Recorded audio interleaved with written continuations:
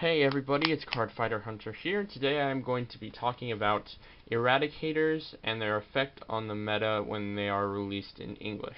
Now I should go into this saying that Bushiroad decided to go and mess with the release schedule, so we are getting set 10 after we get set 11. Set 11 is coming out in about a month and a week, about that? Yeah. Basically what Eradicators are is they are the archetype for Narukami that is dedicated to mass wiping out your opponent's rearguard circle. And they do it a lot better than Kagero nowadays, which is kind of funny considering Kagero is supposed to do that. But anyways, I'm going to get into them. I'm going to go over some card choices, what's in the English meta, or what will be in the English meta. So, first I'm going to start off with Ambush Dragon Eradicator Linshu. He is from BT10, which means that he will not be coming out until late December. I think it's coming out the week before Christmas, I believe. It's coming out 12 days before Christmas, something like that. Anyway, he is one of the best starters in the game, in my opinion. And he is what you should ideally run in any Eradicator build. He's just really good. His effect is he has 4 runners, so when you ride him, you can move him out to a rearguard circle, and when he attacks, let's say I have this in my vanguard circle. Actually, you know what? Let's not even do that. Let's do this. Okay, let's say we have this in my damage zone. I attack for 12, and they no guard it. I do my trigger check, crit, whatever, I don't care. And the attack hits. So, his effect is, I can counterblast 1. It does not have to be in a special counterblast. It's just counterblast 1, and put him into soul. If he boosted a battle, that hit, in which it boosted a Narukami Eradicator unit, if you have an Eradicator Vanguard, you can pay the cost and retire one of your opponent's grade 1 or lower. Grade 1 or lower. So, just to put that into perspective, that can wipe out anything in their back row, unless they're playing, like, Aquaforce or something, and they have a Basil or Diamantes or Storm Rider or whatever. So basically, he can wipe out your back row, and he's very good. Generally, you'll want to put him behind your Vanguard, because early game they're not going to be guarding your Vanguard unless you have this, in which case they probably will, at least for a couple turns. But then you pretty much have to realize that unless you have the resources to block the Vanguard attack every single turn,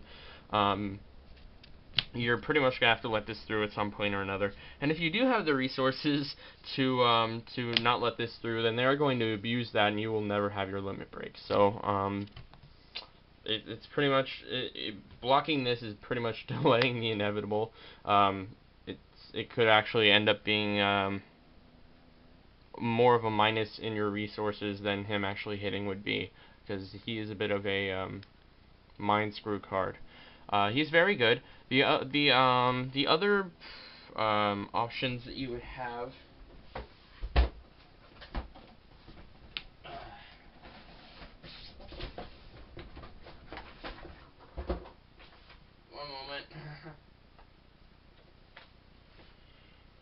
The only other options you would have for Eradicator that are Eradicator exclusive are this guy, First Thunder Draco Kid. His effect is when one of your opponent's rearguards is retired by the effect of your Eradicator, you can put him into Soul, look at the top 10 cards of your deck for an Eradicator Sweep Command Dragon, and write it. Superior write it. So you can do this during the battle phase, you can do this during the main phase. There's a combo with this in the battle phase that I'll get to a little later on. So anyway, the other option you would run, since Linshu's not coming out in English for a while, is Spark Kid Dragoon. And when the trial decks are released, this is what I'm going to be playing, because he is the best starter for Narukami in general. That is not, archetype exclusive, I think. Your only other option that's not archetype exclusive, that's even mildly competitive, is Seishin, which is basically this, except not as good. So I'm going to be running this in tournaments, but for the most part I'm going to keep Eradicators as a casual deck, and I'm going to play this. It's going to be a mixed language deck, but anyway, whatever. And coming up in set 11, there aren't a whole lot of Eradicator cards in set 11, other than this, Sweep Command Dragon, and a couple of rares. One of them being Iron Blood Eradicator, I forget his name. Shoko? I forget what it is. Hang on.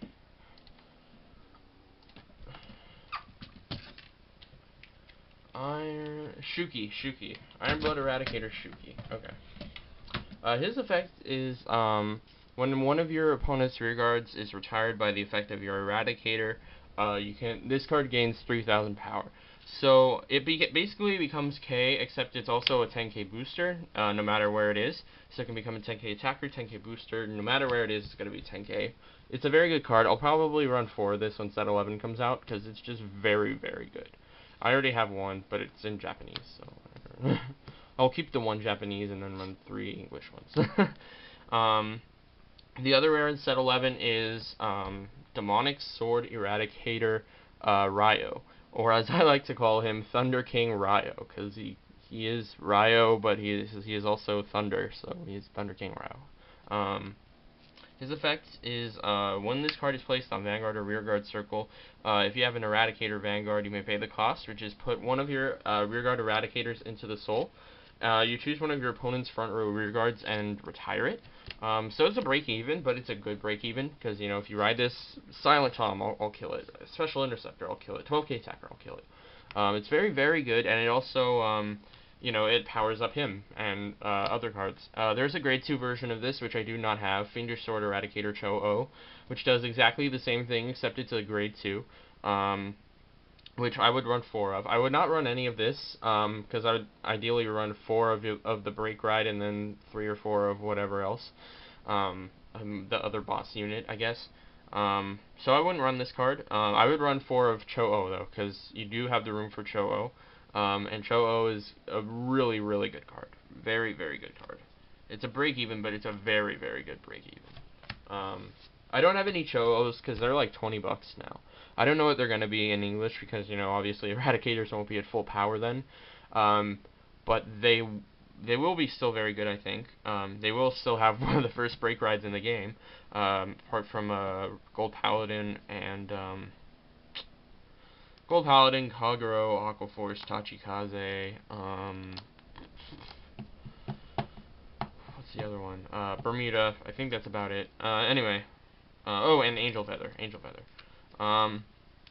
So because we will not be getting Eradicator Wyvern Guard Gold until December, I'm going to run 4 Wyvern Guard Golds of the original one, not the Eradicator one, until we get them. I only have 3 right now, but I have another one on the way.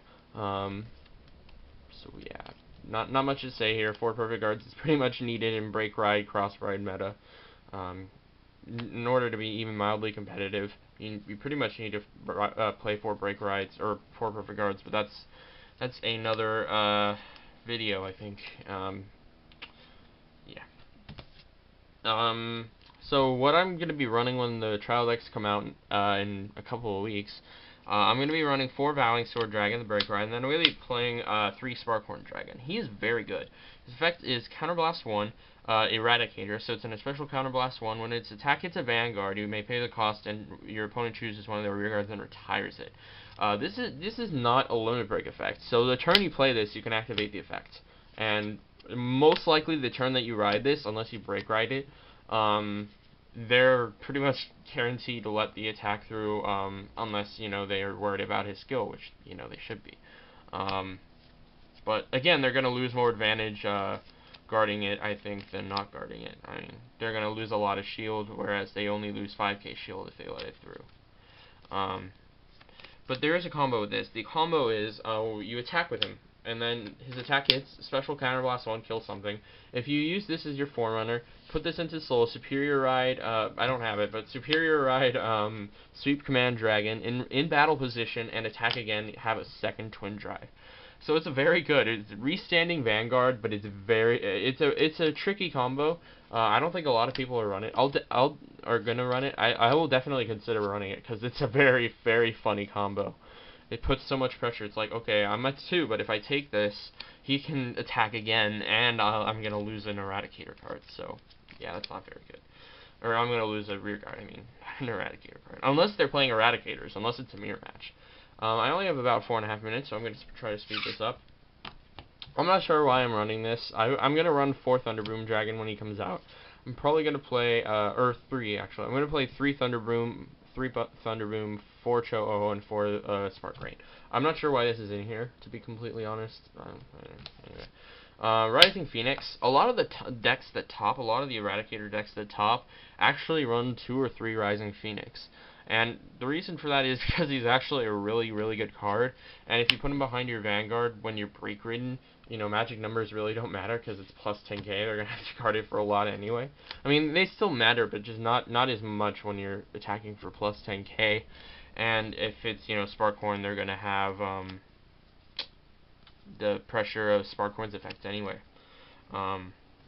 Which means they're probably going to guard it. So, at that point, Rising Phoenix is kind of stupid. And when set 11 and set 10 come out, it's going to be 11k meta. So, you know, oh, that's actually, hey, never mind. This will be a 20k booster. I forgot to mention that. His other effect is Limit Break 4. When he attacks a Vanguard, he gets plus 5k. So it's a generic plus 5k, but it's still good. So anyway, Rising Phoenix, still very, very good card. Good pluses. I mean, technically it's a break even because you lose a card from your hand and then you draw a card. But so it's a break even, but it's again a good break even because, you know, you get advantage. I'm gonna run 4 Malevolent Djinn when the trial decks come out, so I can run 8 crit, 4 draw, 4 heal, because we won't be getting the second Eradicator crit until set 10. And he boosts Sweep Command's Soul effect, Soul Blast effect, if you are going to run him, and he also can help, you know, boost for better cross-ride numbers. I mean, when you use his effect, I mean.